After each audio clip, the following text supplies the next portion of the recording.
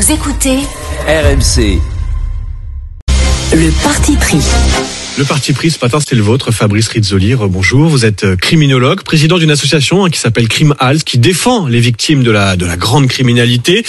À Nîmes, vous l'avez suivi cette semaine, 2 morts en moins de 3 jours, malgré le déploiement de renforts de police, de la fameuse CRS 8. Gérald Darmanin va annoncer aujourd'hui encore de nouveaux renforts policiers. Il se rend sur place tout à l'heure, mais surtout, il dénonce désormais la responsabilité des consommateurs. Et pourtant, votre parti pris ce matin, c'est que la solution n'est pas dans le tout répressif. Oui, non, c'est sûr, de tout mettre sur les consommateurs, c'est comme de dire que quand il pleut, l'eau ça mouille. Sauf que quand on fait de la politique, on cherche des solutions.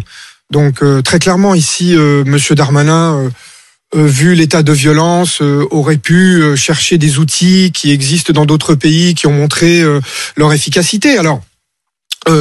Tout d'abord, le manque de moyens de justice en France, le fait qu'on ait 11 juges pour 100 000 habitants, alors qu'il y en a 22 pour 100 000 habitants dans le reste de l'Union européenne. Donc, pour pouvoir enquêter sur tous ces règlements de compte, on a besoin de magistrats. On a 3 procureurs en France, quand on en a 12 dans la moyenne de l'Union européenne. On voit bien que la justice est asphyxiée par tous ces règlements de compte. Donc on va me dire, où voulez-vous trouver l'argent ? Eh bien, par exemple, Monsieur Darmanin aurait pu dire, je vais renforcer les équipes qui luttent contre l'évasion fiscale, en partenariat avec la justice. Je sais bien qu'il est ministre de l'Intérieur. Et l'évasion fiscale en France, c'est de 30 à 60 milliards d'euros. Donc avec ça, on pourrait payer des magistrats pour élucider les affaires et faire reculer l'impunité dans les règlements de compte comme ceux de Nîmes. Et pour revenir sur ces règlements de compte, on entend beaucoup ces derniers jours les responsables policiers nous dire s'il y a autant de règlements de compte et autant de violence ces derniers mois, c'est parce qu'on fait bien notre travail, c'est parce qu'on n'arrête pas justement de démanteler des réseaux, de casser des points de deal, et c'est ça qui crée la violence. Alors, il y a du vrai dans le sens où quand vous arrêtez des personnes et lorsqu'ils ressortent de prison, parce qu'ils ressortent souvent, ils viennent rechercher leur point de deal, ça crée des tensions.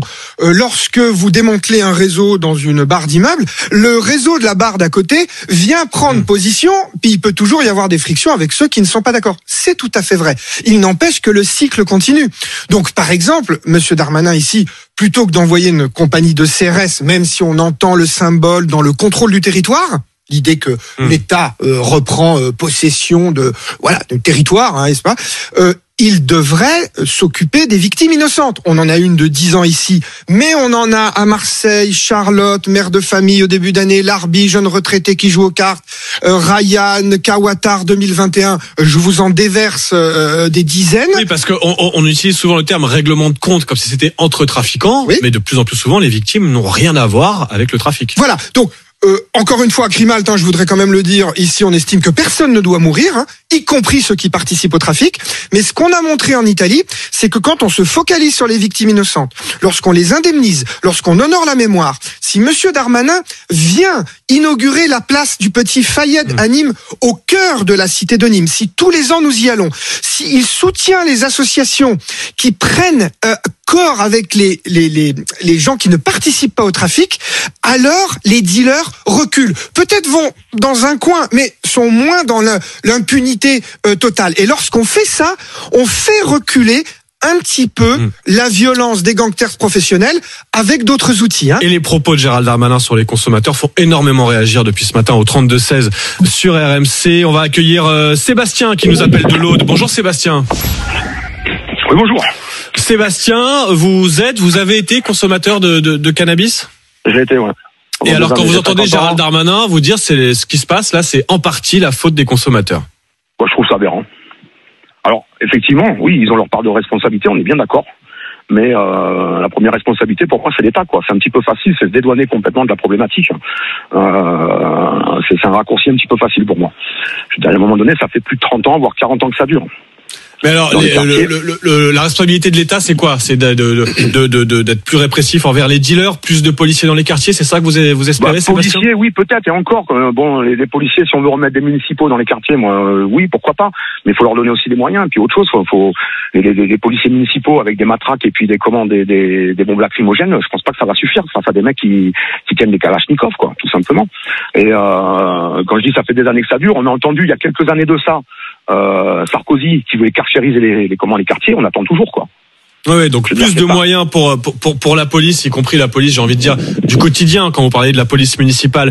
Sébastien, ça, Gérald Darmanin, il y a un débat qu'il élude, qu'il écarte d'un revers de main, c'est celui de la légalisation. Pourtant, on entendait par exemple tout à l'heure le socialiste Olivier Faure nous dire si, là, il faut regarder ce que font nos voisins. Et c'est l'une des solutions, c'est de légaliser. Est-ce que Fabrice Rizzoli, en tant que criminologue, vous dites si on légalise, il y aura moins de trafic, moins de victimes, moins de violence? Alors, si on légalise, il y aura moins de trafic. Normalement, c'est ce qu'on voit ailleurs.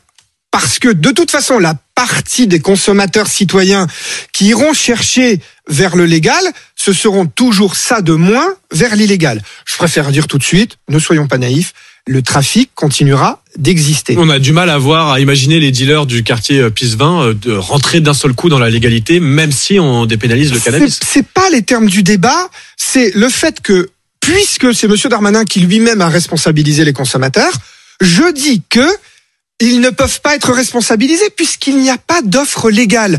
Je ne peux pas me retourner vers un consommateur aujourd'hui et lui dire « Tu dois aller chercher ton cannabis là où c'est légal ». Il n'a pas le choix. Le consommateur est obligé d'aller chercher vers le gangster, même si, il faut le dire, beaucoup de gens vont acheter leur cannabis au sein d'un réseau de consommateurs, mais par contre, il faut bien aller le chercher auprès de semi-grossistes, donc ça enrichit le crime organisé. En tout cas, pour vous, on l'a bien compris, Fabrice Rizzoli, c'est quelque part trop facile de pointer uniquement la responsabilité du consommateur dans la violence et le trafic en ce moment. Je vous remercie, vous êtes, je le rappelle, criminologue, et on rappelle votre association Crime Halt qui défend les victimes innocentes de la grande criminalité.